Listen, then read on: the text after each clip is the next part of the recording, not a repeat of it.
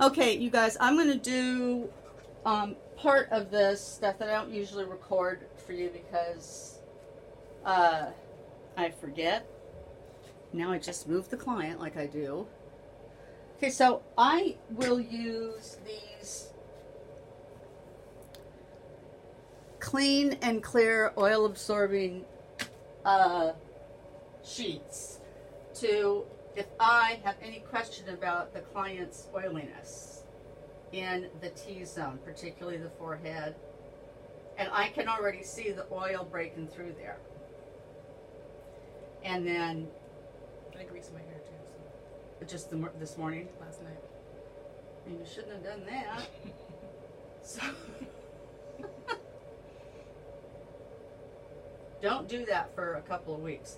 So this is coming off as oily. I mean, I don't know if I can get you to see it, but that is not abnormal for this level of Fitzpatrick. Speaking of that, let me make sure I have your... You did the form online? Mm-hmm. Okay. I didn't use those. I used regular tissue paper. No, I know. This is just Okay. what I use in here professionally. Okay. I don't tell people. Now, on top of everything, you got to go out and buy... well, I'll just guess.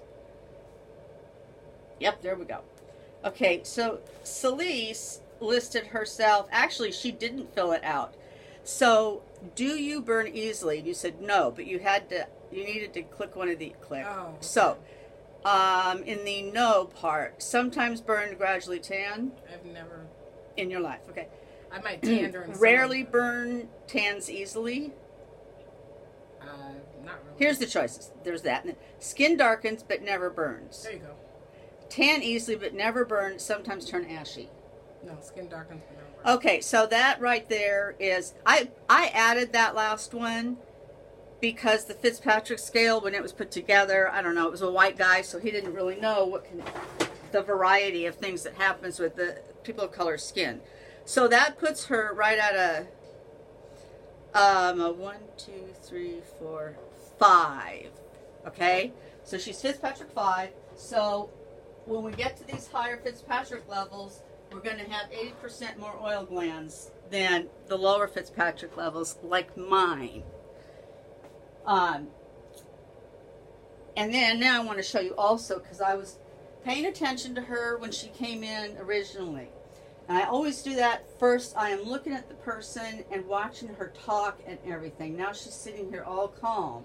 But I'm going to have her just talk to me a little bit. Like, what do you do? I'm a case manager for Multnomah County. Okay. With kids or adults? Aging, disability, and veteran services. Okay. Mm-hmm. Older adults. Older adults. Is that stressful? Yeah. Do you have to go out to their houses? Yes. Yeah. Yeah. So you got to get them talking a little bit to see what. So what I was noticing happening here was these frontalis muscles were doing this business, which is fine. We don't care about that. But I was seeing. My English today. I was seeing some interesting business going on here from these procerus muscles, which are right here. And by interesting, I mean she wasn't really getting the 11s, because this is another thing about high Fitzpatrick. And that's the only thing about me, because I'm Italian, that I got that's good, is they don't wrinkle much. You got to be like 102 to be wrinkling. But there was some action going on here, but it was a little bit different from the usual. I mean, I can squeeze together and see a little bit, but then when I release it, I only see a little residual wrinkle there. So there's not much there that is of concern to me. Now, the next thing I'm going to ask her is, I'm going to give her a mirror. Shouldn't have done that. Shouldn't have looked in it. All right. So is there anything about your face or facial characteristics that you would like to upplay, downplay? Because brows and lashes, but we're not doing that, can really help shape, or like, you know, like if someone shaves off their eyebrows, they look like an alien. Yeah. You know, like when you see those models walking in there and they blonde. They've dyed them blonde Yeah. or bleached them blonde. So the eyebrows say a lot about us, and they also contribute to, like, you know, if someone has a really long, almost horse-like face, Mm-hmm. I'm going to say, let's not go with a real high arch, or you're going to look even longer. Yeah. You know. So is there anything about your facial characteristics that you feel like if you wish you could kind of downplay it, you would, or if you wish you could upplay it, you would? I wish I had bigger eyes. I feel like they're little, Uh-huh. and my nose just gets bigger because Okay. they're so little. So I don't have very much eyebrows. So it's like, Right. Yeah.